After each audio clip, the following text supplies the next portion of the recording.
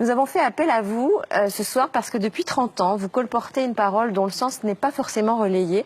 C'est un petit peu comme si cette vérité était taboue. Tous les hommes et les femmes qui vivent sur cette terre, Yves Coppens, viennent-ils de la même souche? Absolument, absolument. Tous les premiers hommes sont apparus en Afrique et depuis les premiers hommes, on considère qu'il y a eu 100 milliards d'êtres humains sur Terre. la Terre. Et les 100 milliards, comme bien sûr les 6 milliards d'hommes d'aujourd'hui, viennent tous de cette souche, de ce berceau tropical et africain. Tous nos ancêtres étaient africains. Tous nos ancêtres étaient africains. Nous sommes tous africains, Karine. Bah oui, moi je le sais en revanche. Ça veut dire que tous nos ancêtres... Je suis comme vous, je suis comme vous. Ça veut dire que tous nos ancêtres, Yves Coppens, en Afrique, il y avait du soleil, tous nos ancêtres étaient noirs? Tous nos ancêtres étaient certainement bruns, parce que, étant donné l'ensoleillement de l'Afrique, et étant donné probablement la peau nue qu'ils avaient il y a 3 millions d'années, ils ne pouvaient pas être autrement que bronzés. Tous les ancêtres, des Danois, des Espagnols, de tout le monde, etc., étaient noirs. Oui. Pourquoi ça ne se sait pas, à votre avis? Vous le dites, vous, depuis 30 ans. Ben oui, mais ma petite voix ne porte pas suffisamment. J'ai une voix confidentielle. J'imagine la tête du monsieur hyper raciste qui est en train de nous regarder, qui fait non, c'est pas vrai. Ouh là, demain, vous allez avoir du courrier. Yves Coppens, en fait, les humains, enfin les préhumains sont partis dans différentes directions depuis l'Afrique. Et puis, pour s'adapter au climat, pour s'adapter à leur environnement, ils ont déterminé des traits qui étaient le plus adaptés, c'est ça? C'est ça, c'est-à-dire que les humains, à partir de 3 millions d'années, à partir du moment où ils ont eu la culture, à partir du moment où ils ont eu la conscience, tout ça, ça a 3 millions d'années.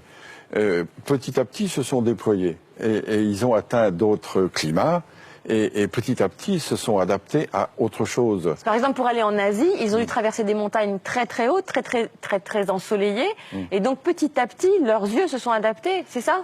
En effet, l'œil bridé pourrait être dû à une sélection naturelle de ceux qui avaient la capacité d'accommoder plus que d'autres, parce que chacun sait qu'à de fortes altitudes, la luminosité est insupportable. Et comment est-on passé du noir au blanc?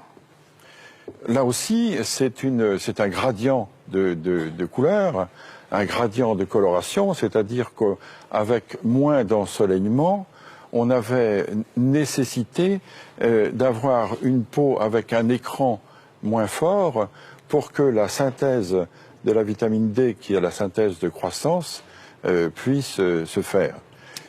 Donc par sélection, ceux qui n'avaient pas la vitamine D, donc les plus noirs, sont restés soit en Afrique, soit se sont éteints.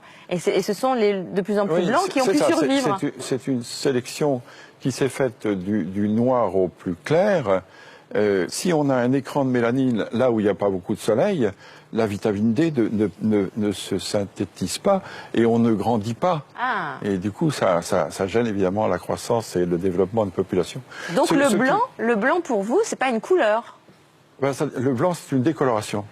Les blancs sont décolorés pour vous? Oui, je suis un décoloré. Ah oui. Et l'œil bleu, c'est épouvantable ce que je vais dire. C'est un œil qui n'a pas de couleur, c'est le fond qui se reflète.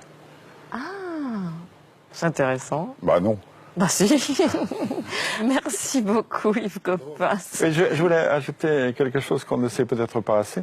Vous savez qu'aujourd'hui, les 6 milliards et demi d'hommes qui sont sur la Terre sont 6 milliards et demi d'Homo sapiens sapiens. Or, dans la classification, notre classification scientifique, le genre Homo, c'est le genre humain. Le premier sapiens, c'est l'espèce sapiens, et le deuxième sapiens, c'est la race. C'est-à-dire on est tous Homo sapiens sapiens. On peut être tous racistes, ça n'a pas d'importance, puisqu'on est tous de la même race. Donc il n'y a qu'une race. Ah oui, il n'y a qu'une race. Oui. Donc scientifiquement, Yves Coppens, les races n'existent pas. Oui, c'est ça. C'est-à-dire que scientifiquement, les races de 36 000 animaux existent toujours, mais en ce qui concerne l'humanité, il y a pour le moment sur la Terre une seule race humaine, qui est la race sapiens, de l'espèce sapiens, du genre Homo. Merci beaucoup Yves Coppens. Merci beaucoup, José.